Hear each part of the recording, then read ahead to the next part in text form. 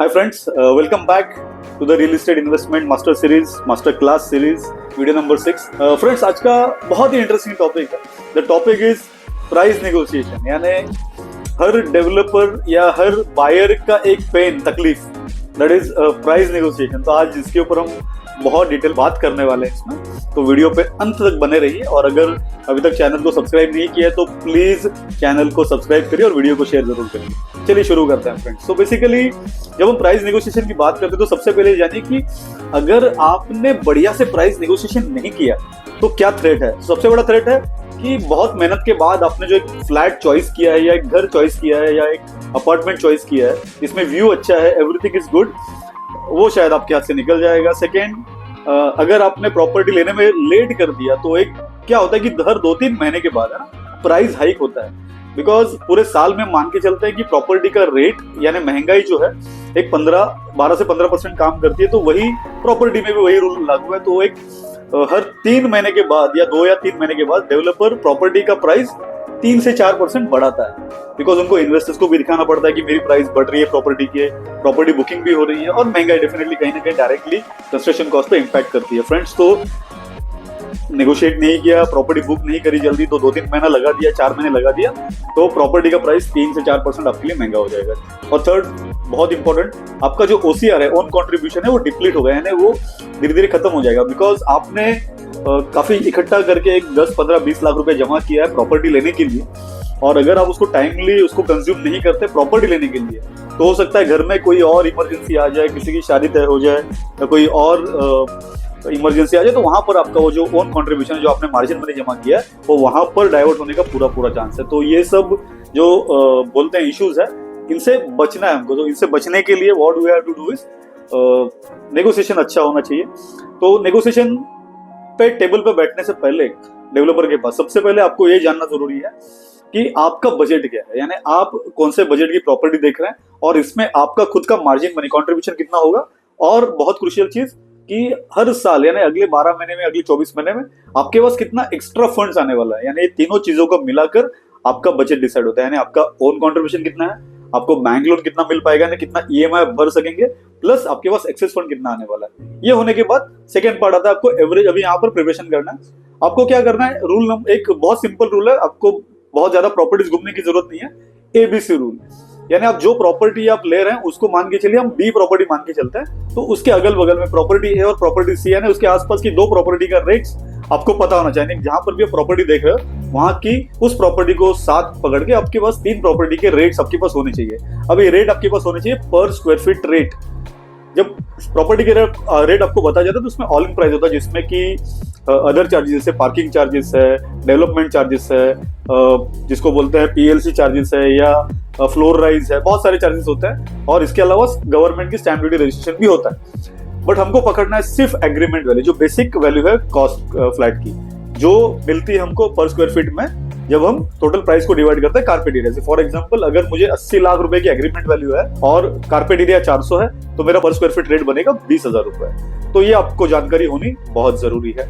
अब ये होने के बाद हमेशा एक बहुत गोल्डन थंब रूल है जो हमेशा आप याद रखिए कि लेस डेवलपमेंट आपके पास मोर स्कोप ऑफ नेगोशिएशन है। यानी अगर उस लोकेशन पे बहुत ज्यादा डेवलपमेंट नहीं हुआ है तो आपका नेगोशिएशन का स्कोप बढ़ जाता है, और अगर बहुत मैक्सिमम डेवलपमेंट है या एकदम प्राइम लोकेशन पर प्रॉपर्टी है तो आपका नेगोशिएशन का स्कोप जो है वो काफी कम हो जाएगा।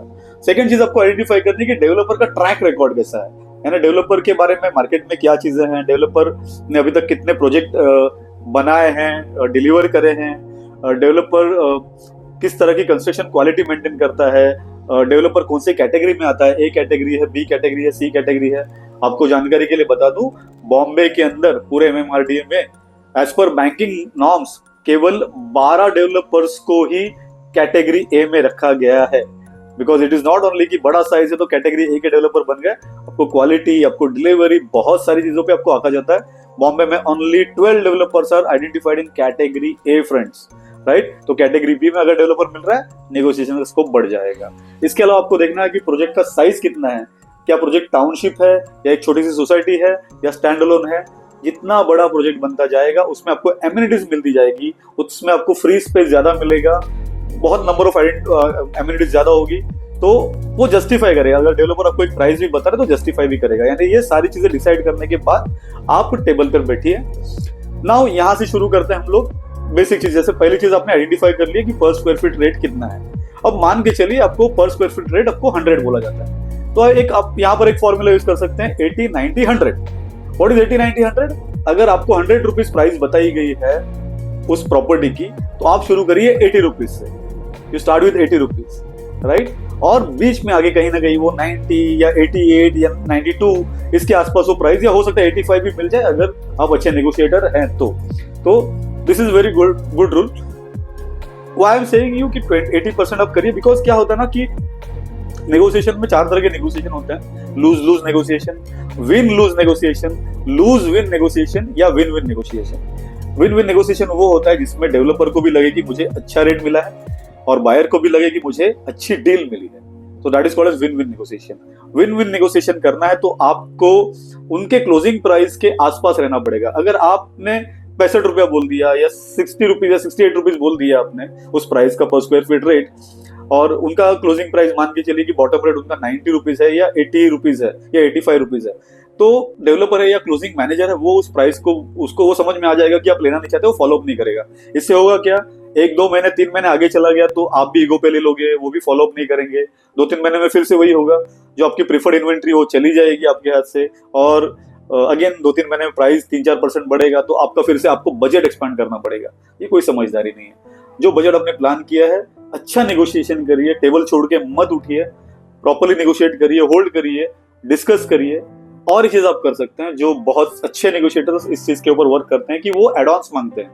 यानी सर मुझे मान के चलिए अभी 100 रुपीज आपने प्राइस बताई है, मुझे आप 85 रुपीज में दे दो, लेकिन मुझे इसमें कुछ एड ऑन चाहिए। फॉर एग्जांपल मुझे बाथरूम के अंदर पूरी एंड टू एंड, मुझे टॉप टू बॉटम तक मुझे टाइल्स चाहिए, या मुझे इंग्लिश टॉयलेट चाहिए लेकिन मुझे एक पर्टिकुलर ब्रांड का टॉयलेट चाहिए, या मुझे दोनों बेडरूम्स में मुझे एसी लगाकर आप देंगे, या मुझे ग्रिल, आप मुझे जो बैल्कनी है उसमें पूरा ऊपर से नीचे तक मुझे ग्रिल्स करके आप दे देंगे, या मुझे आप टेलीविजन सेट देंगे, या मुझे आप फर्निश फ्लैट, यानी कुछ ना कुछ एड ऑन्स आप उनको मांग सकते हैं। इसके अलावा आप फाइनेंशियल पैकेजिंग मांग सकते हैं, यानी कोई स्कीम मांग सकते हो। तो प्राइस नेगोशिएशन करते समय इट इज नॉट ओनली कि आप प्राइस के ऊपर बात करेंगे, आप एड ऑन्स के ऊपर बात करिए, आप ऑफर्स के ऊपर बात करिए, आप डिस्काउंट्स के ऊपर बात करिए, आप उसमें कुछ फाइनेंशियल पैकेजिंग के ऊपर बात करिए। तो इस तरह से आप काफी सारी चीजों के ऊपर डिस्कशन करके आप नेगोशिएशन स्किल, एक बहुत अच्छा स्किल है, ये आपको लाइफ में हर जगह काम आएगा। और प्रॉपर्टी जो हमारा कैपिटल इन्वेस्टमेंट है, इसमें तो ये बहुत जरूरी है फ्रेंड्स। तो ये कुछ पॉइंट है जो आपके साथ शेयर करने थे। मैं जानता हूँ शायद कोई ये वीडियो अगर डेवलपर देखेंगे तो उनको पसंद नहीं आएगा। अगर उन्होंने देखा तो शायद वो भी ये समझ जाएंगे कि आप नेगोशिएशन करेंगे तो यार दोनों ने वीडियो देखा है, तो बड़ा एक ये होगा, एक अजीब सा वो सीन होगा। Anyways, so this is what I wanted to discuss with you regarding negotiation skill in real estate. Scope होता है हमेशा, एक 5 से 15% का डिस्काउंट का स्कोप होता है, डेवलपर हमेशा पकड़ के चलता है वो चीज।